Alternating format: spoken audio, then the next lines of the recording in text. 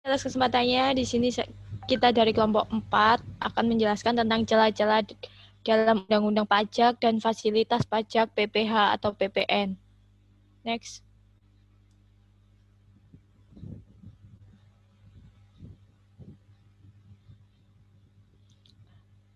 Perkenalkan di sini kelompok kita yang pertama yaitu ada saya sendiri Nadia Rosa dengan NIM 2017-310201. Yang selanjutnya yaitu ada Nurul Nadili Fatul Isa yaitu 2017-310418. Yang selanjutnya yaitu ada Yakti Dwi Nur Cahyani 2017-310429. Yang selanjutnya yaitu ada Nur Hasana yaitu dengan NIM 2017-310441. Yang selanjutnya yaitu ada Afrin Ningtyas Dwi Rahayu 2017-310826. Di sini saya akan menjelaskan tentang celah hukum pajak. Meski telah disahkan oleh DPR RI Undang-Undang Pengampunan Pajak, teks amnesti masih menghadapi pro dan kontra. Bahkan ada pihak yang mengajukan peninjauan kembali ke Mahkamah Konstitusi. Pasalnya, menurut penggugat, sebagai isi undang-undang tersebut ternyata kontradiktif dengan prinsip perinspektif etika, keadilan sosial, ekonomi, penegakan hukum, dan kepentingan nasional. Next.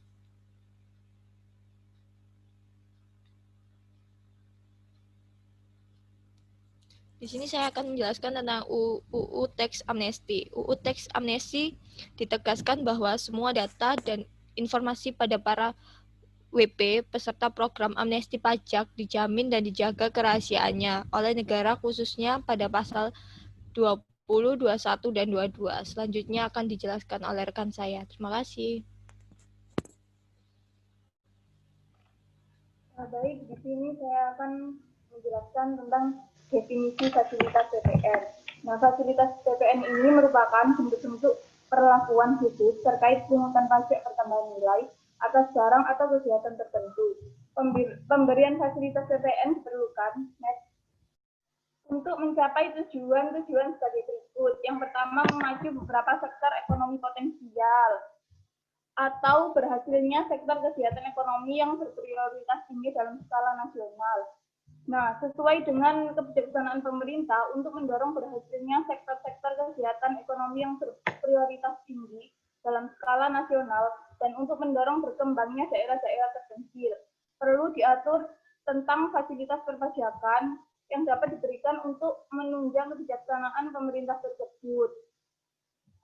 Yang kedua, mendorong perkembangan usaha, yaitu dengan mendorong berkembangnya jenis usaha tertentu seperti impor kertas yang digunakan sebagai bahan pembuatan buku-buku sekolah untuk meningkatkan pendidikan dan kecerdasan bangsa dengan membantu tersedianya buku pelajaran umum, kitab suci, dan buku pelajaran agama dengan harga yang relatif terjangkau masyarakat.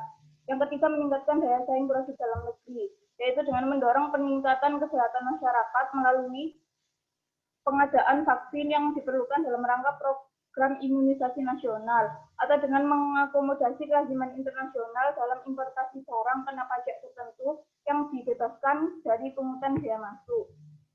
Yang keempat, mendukung kelancaran pembangunan nasional, yaitu dengan mendorong membangun pembangunan nasional dengan membantu tersedianya barang yang bersifat strategis seperti bahan baku kerajinan perak, atau dengan menjamin tersedianya perumahan yang harganya terjangkau oleh masyarakat lapisan bawah, yaitu rumah sederhana, rumah sangat sederhana, dan rumah susun sederhana. Dan yang terakhir ada mendukung pertahanan nasional, yaitu dengan menjamin tersedianya peralatan TNI atau Polri yang memadai untuk melindungi wilayah Republik Indonesia dari ancaman eksternal maupun internal. Terima kasih, selanjutnya akan dilanjutkan oleh rekan saya. PPN dalam bentuk tidak dikenakan pungutan PPN. Fasilitas PPN dalam bentuk tidak dikenakan pungutan PPN diberikan pada barang dan jasa yang penggunaannya menyangkut hajat hidup orang banyak. Hal ini dimungkinkan Meski sejatinya barang dan jasa yang berada di masyarakat merupakan BKB atau JKP, barang kena pajak atau jasa kena pajak. Dan untuk itu ada pungutan PPN. Pasalnya, ada beberapa jenis barang dan jasa yang keberadaannya sangat dibutuhkan oleh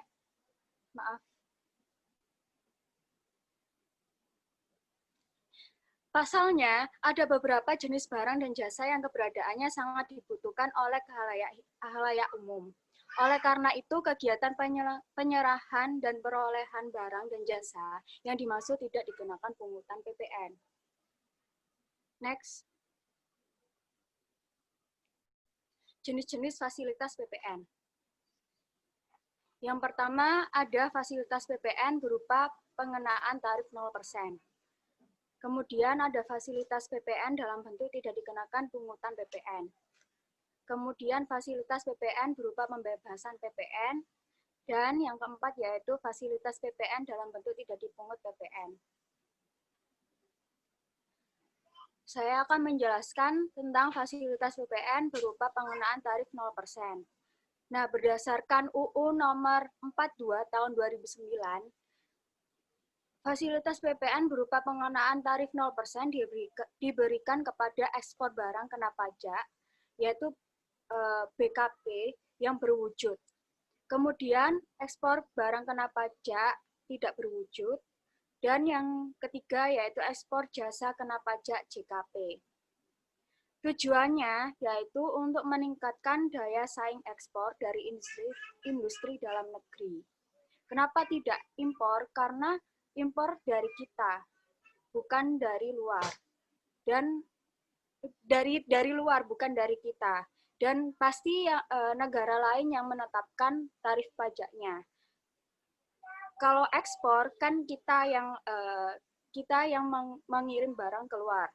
Jadi tarif pajaknya dari negara kita sendiri. Makanya ada fasilitas PPN yang pengenaan tarif 0% untuk ekspor barang. Next. Terima kasih atas kesempatannya. Perkenalkan, nama saya Nurhasana dengan NIM 2017-310-441. Di sini saya akan melanjutkan presentasi dari rekan saya, yaitu tentang jenis-jenis barang dan jasa yang mendapatkan fasilitas PPN dalam bentuk tidak dikenakan pungutan PPN terutang dalam Undang-Undang PPN Pasal 4A. Yang pertama adalah jenis barang tidak dikenakan pungutan PPN. Contohnya di sini adalah barang hasil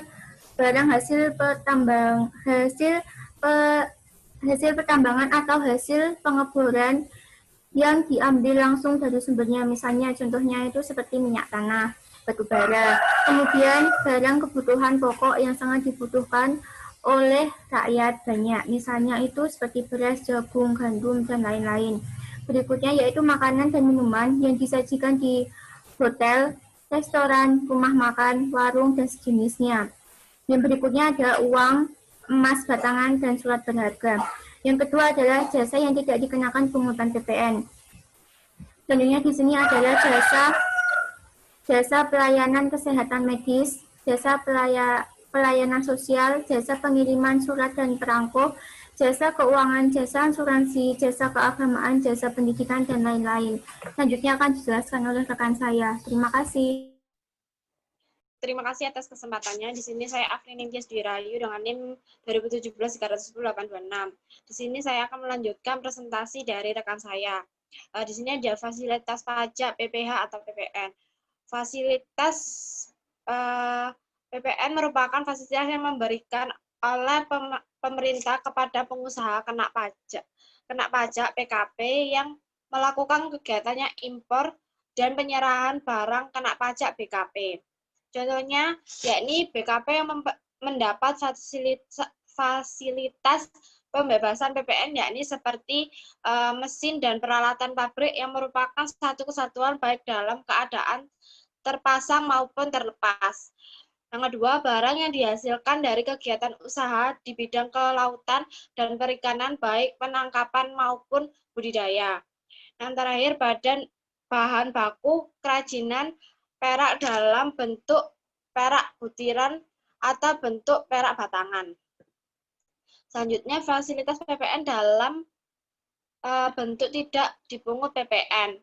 Fasilitas tidak dipungut PPN merupakan barang dan jasa yang sifatnya untuk kepentingan umum, maka tidak akan dikenakan pungutan PPN. Next selanjutnya akan dijelaskan oleh rekan saya. Terima kasih.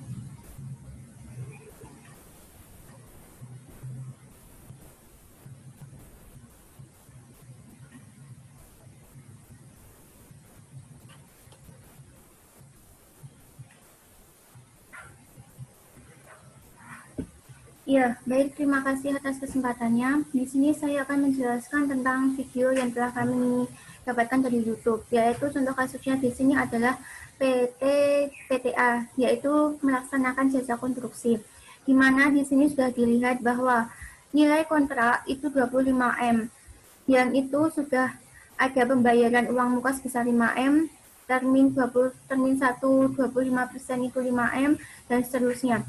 Di sini dimaksudkan untuk apa? Di sini yaitu jasa konstruksi itu sudah meminimalisir apa ya?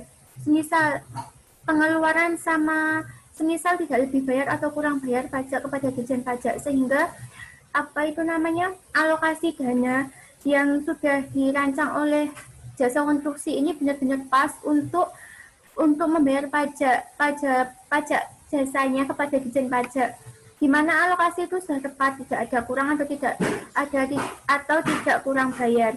Sekian dari presentasi kelompok kami. Bila ada salah kata, mohon maaf. Wassalamualaikum warahmatullahi wabarakatuh.